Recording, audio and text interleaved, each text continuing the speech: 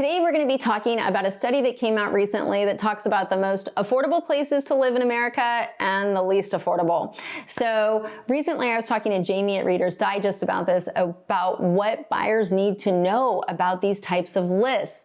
And I thought, I should do a video on this too. So let's dig into it. Now, first of all, who did this survey? It was Zillow. So what Zillow did is they looked nationwide at metropolitans and they looked at the listing price versus the average income for the area. And what they did is they said, hey, if this person puts down 20% on the average listing, how much of their gross income will it take? Now, the metric was that if it was less than 30% of their gross income, they deemed it affordable.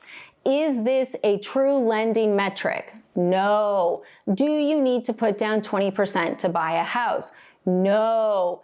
I think they did 20% because it's cleaner data. It's that simple. When you start going into 3%, 5%, you have so many variables with mortgage insurance and loan program, you wouldn't be able to get a solid data set. 20% down, you're not dealing with mortgage insurance.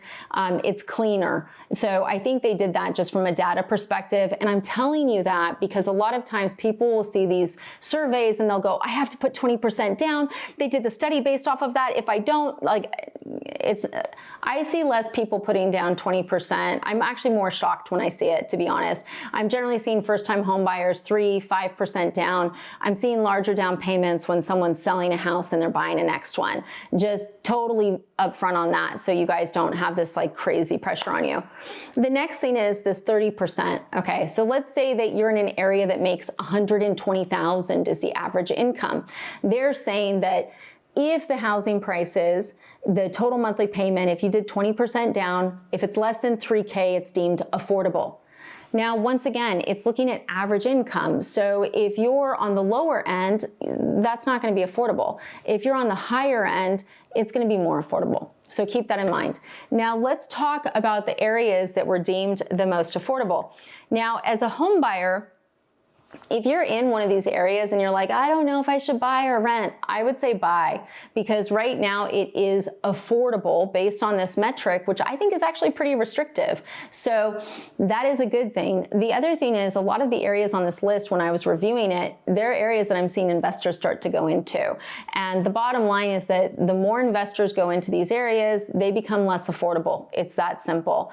The other thing is lists like this, if you are retired or you can work remote, of course you should check out these areas, and as someone who lives there already, you're going to have people coming from out of area. You're going to have investors that will strip away affordability a bit. That's the unfortunate reality of lists like this, is it draws attention to the Mecca you've been living in. Okay, so number one, Pittsburgh, Pennsylvania. That's right. Pittsburgh, Pennsylvania is the most affordable. 72% of the listings meet that metric. The average home price is $211,000. Right underneath that is St. Louis, Missouri. Then you've got Buffalo, New York. And Buffalo, New York's been in the news a lot as one of the hottest cities that people are moving to. So, whenever I hear those things combined, I always start to get worried about long-term affordability because supply and demand. Right underneath that is Detroit, Michigan. Here's a fun fact about Michigan. A couple years ago, I went down a rabbit hole of what areas would do best if there was, extreme climate disasters, thinking about insurance. As someone who lived in California and lives in Florida, I'm thinking if I'm going to invest long-term, where's my property going to be the safest? Michigan was number one. So I think we're going to start to see more people think that way. Indianapolis, 59.5. I've seen a lot of investors starting to head that way. Cleveland, Ohio, 57.2. Baltimore, Maryland, 56.2. And Birmingham, Alabama, 54.8.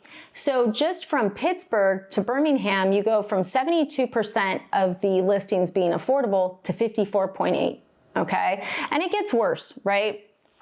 On the flip side of this, you've got the least affordable metros. And I think there's something to take into consideration here too. So the most affordable metros, I would argue that the average income, there's not a huge variance between the lowest and the highest. You know, there's variance, but there's not a dramatic difference between the lowest and the highest. And that's why you've seen prices stay affordable based on the average income. Where you see the market skew and where you see really unaffordable areas is where the average means nothing. Okay? And the average means nothing. I'm going to use, I hate using it because of the fires, but LA was number 1 on this list as the least affordable. Number 2 was San Diego. Number 3 was San Jose. San Jose, only 7% of the listings meet that affordability range. Let's use San Jose. So in San Jose, you can have someone who makes $50,000 a year, and you can have someone making $20 million a year.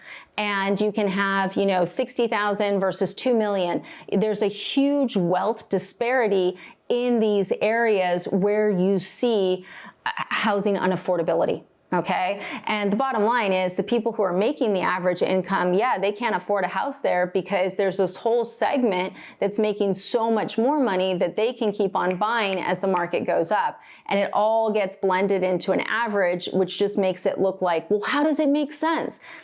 That's how it makes sense. So the reason you're still seeing those areas go up in value is because you have a big portion of that market that is making disproportionately way more money than everyone else. You also have foreign investors, you have people coming from out of state, you have second homes.